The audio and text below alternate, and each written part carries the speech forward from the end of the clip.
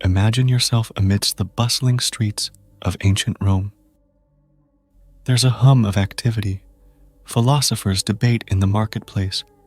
Crowds gather to hear the latest pronouncements, and a new religious movement is quietly gaining momentum. This new movement is Christianity, and it's on a collision course with the intellectual legacy of Greece and Rome. This is the world of the Church Fathers. They were the early Christian thinkers who faced the incredible task of making their faith understandable, even intellectually compelling, to a world steeped in centuries of philosophical tradition. They weren't just bishops and priests, they were pioneers, wrestling to articulate ancient beliefs in a new intellectual language.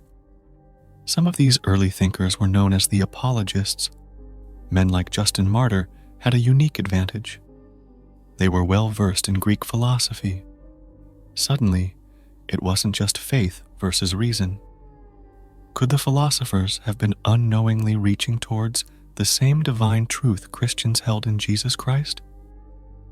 Think of the Apologists as intellectual bridge builders. The Apologists used concepts like the logos, a Greek idea referring to a kind of cosmic reason or divine ordering principle.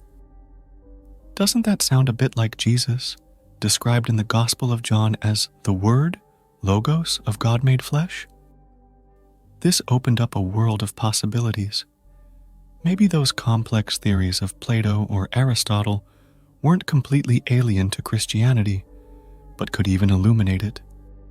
But not everyone was convinced. Figures like Tertullian, brilliant and fiery, questioned all this philosophizing. "What has Athens to do with Jerusalem?" he famously asked.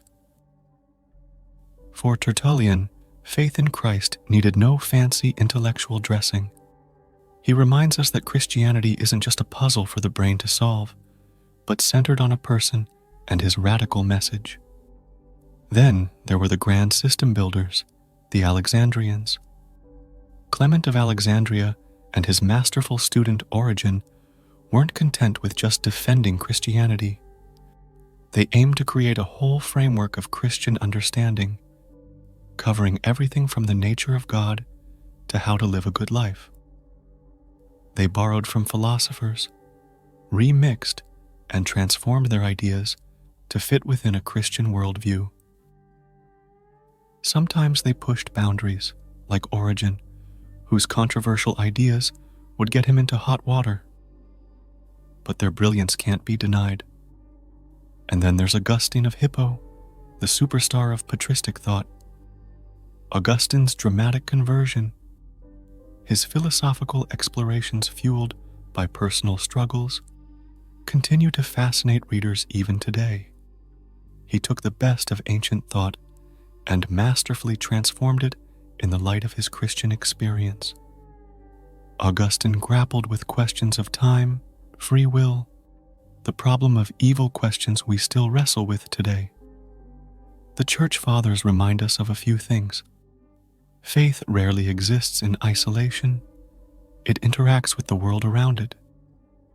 Their bold dialogues with philosophy, their successes and their failures, laid the groundwork for centuries of Christian reflection on how we understand our beliefs in conversation with the great ideas of human history. Their struggles resonate with our own. How do we live our faith in a world of diverse ideas and competing worldviews? When is doubt the enemy, and when can it lead to deeper understanding? The Church Fathers invite us on this ongoing adventure of making faith both intellectually meaningful and deeply personal. If you want to learn more about these pioneering thinkers, their debates, their influence on the Church, and their enduring legacy, check out our book, The Birth of Christian Philosophical Thought. You'll find a link in the description below.